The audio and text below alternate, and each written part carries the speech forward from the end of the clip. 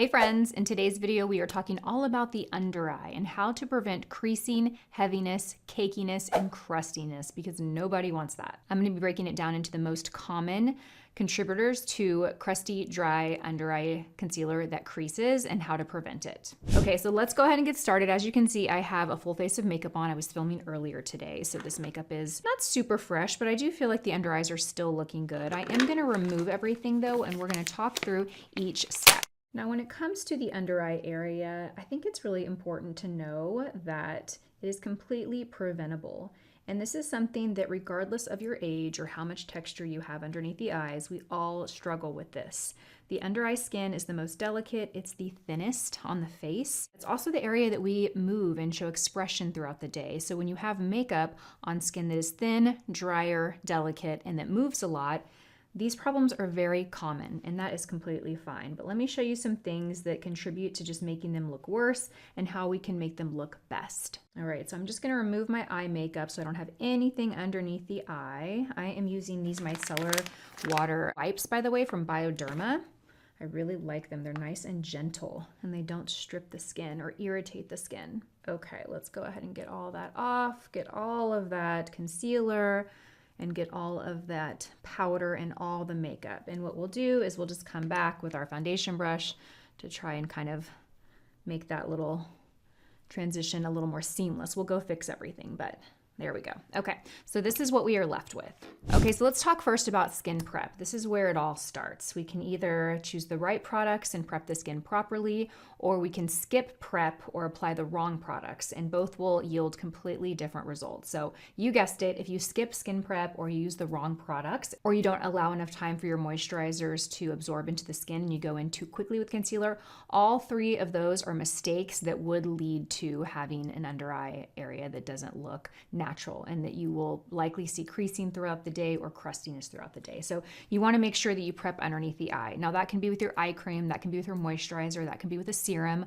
I've talked in the past how all of those products are perfectly acceptable. You want to avoid applying too much product underneath the eye, because if you have too much underneath there, then you again run into issues with the concealer not quite like adhering to the skin and wearing and settling nicely. I want to share this new product that I've been using that is so nice for under eye prep, you guys.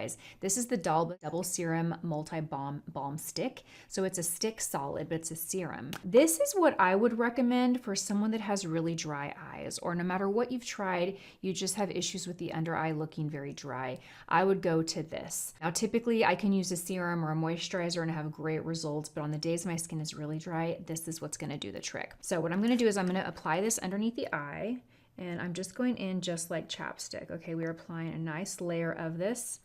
I'm gonna go and do the other side. We are going to kind of let that sit. I'm gonna take my finger and just kind of work it into the skin just to make sure we don't have too much product underneath there, and also kind of tap to absorb any excess product. This is gonna hydrate. It's not heavy or sticky like some other solid balms can be, and it's not thick, which is really nice. Perfect. So you can see that that area is hydrated, it's supple to the touch. There's also a little bit of grip to it.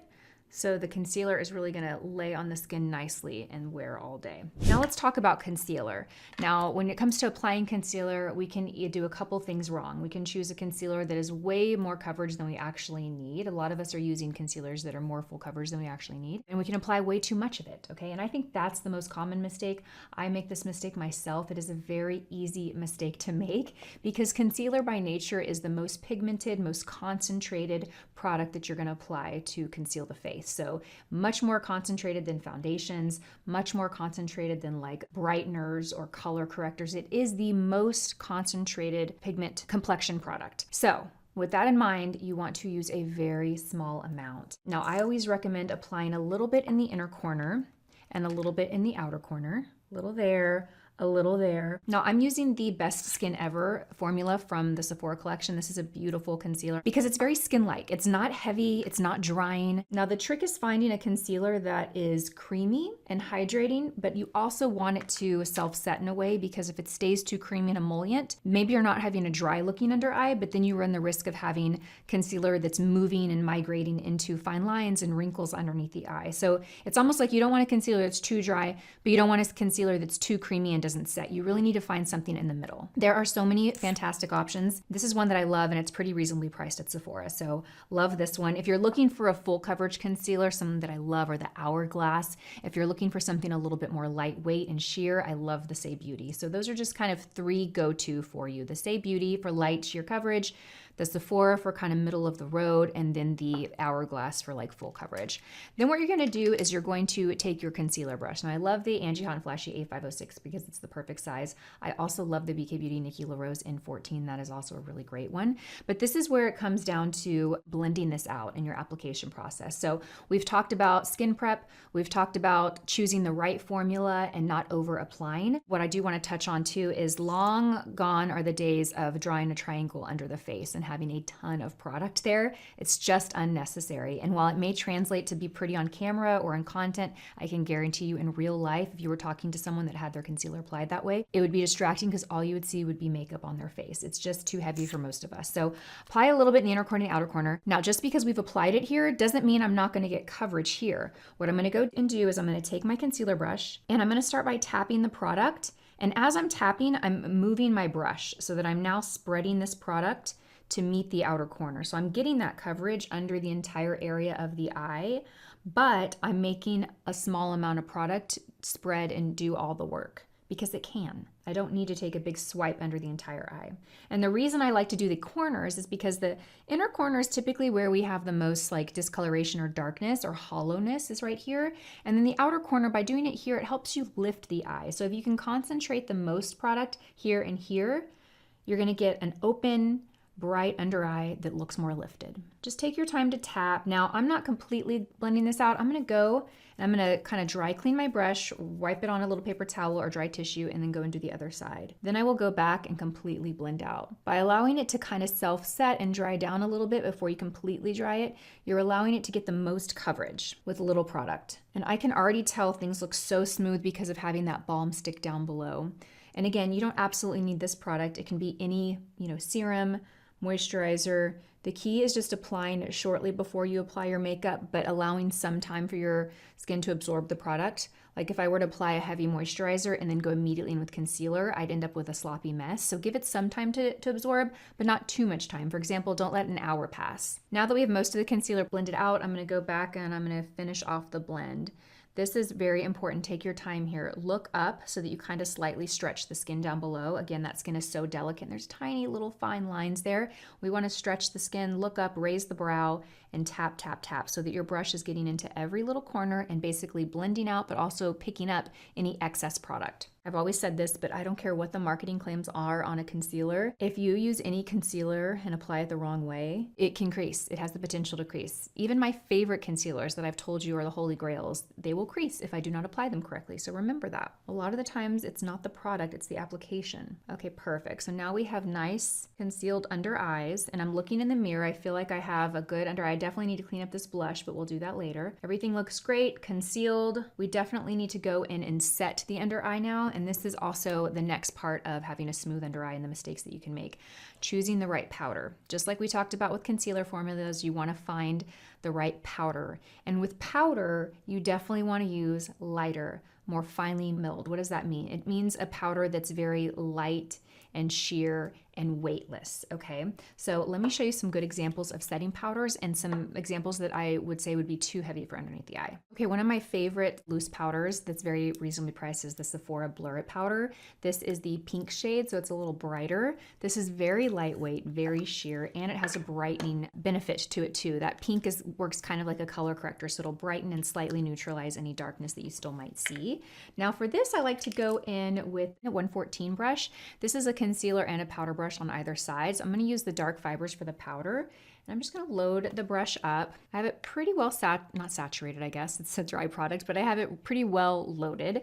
Now, what I like to do and recommend is always start in other areas of the face that you want to powder first. The first place that you put your brush is where you're going to deposit the most product. Again, we want to keep the powder application underneath the eye very light. So I don't want to go there right away because then I'll apply more powder than I probably need. So by tapping it here, I'm getting some of that powder off. Then I'm going to go and I'm gonna tap underneath the eye.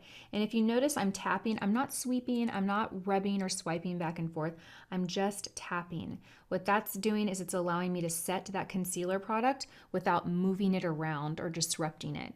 Because I've just gotten the coverage that I want from it. If I slide it around or move it around before it's been set with powder, then I can shear that product out, and that's not what we want to do. So I'm just lightly tapping, perfect. Okay, I wish you could see how smooth this looks in my mirror in real life. The under eye just looks so smooth, so blurred, but soft too. Then I'm gonna take my brush, and I'm just gonna take that and go anywhere else that I want to set with powder. And now a powder that's going to be a little bit heavier that I wouldn't use under the eye every day would be something like the Charlotte Tilbury Airbrush Flawless. This is a great powder. I love this powder. I keep this in my purse to touch up, and I'll use this on the cheeks or I'll use it on the forehead. It's a great blurring powder. Not that you can't use this under the eye, but you have to be very careful. You have to use the right brush, the right pressure. It's easy to kind of over apply this one. So I would stick with something loose. Loose powders are lighter weight, more sheer. For underneath the eyes, I would always stick with a loose powder for setting.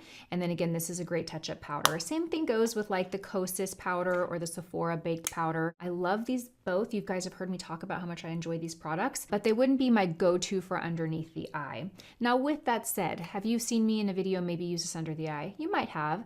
I want to explain something too. There's a very big difference between like everyday makeup wear and then like photo shoot makeup or special event makeup or something like that. When I get my makeup done by a pro artist for a special occasion, or when I'm doing my makeup for a photo shoot or something very special and I want to look more glam, the kind of rules for everyday makeup kind of go out the window, because in those situations, more is more almost. You know, I'm wearing a lot more makeup. I'm not concerned with how it looks in real life. I'm more concerned with how it looks on camera.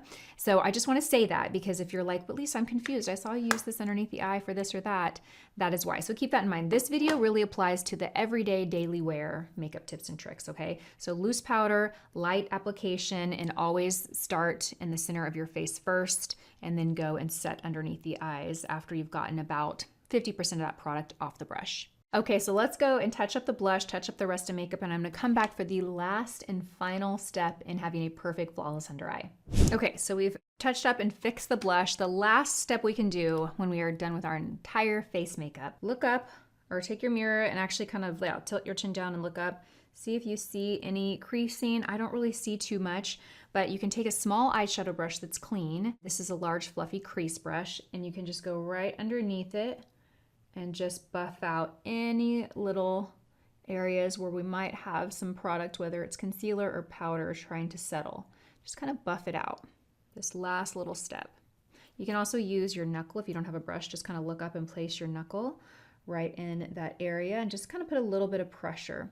All that does is it's going to slightly absorb any excess product. And that is it, my friends. Very simple little tweaks you can make, but those are the most common mistakes I see that lead to dry, crusty, creasy under eyes 5, 6, 7 hours into your day. I hope you found this video helpful. If there's anything you learned from this video that you plan to implement the next time you're doing your makeup, will you drop a comment? Also, if you have a tip or trick that relates to creasy, crusty under eyes and how to avoid it, something that I didn't share, drop it down below. I'm certainly not one to claim to have all the answers, and I love learning from you guys too.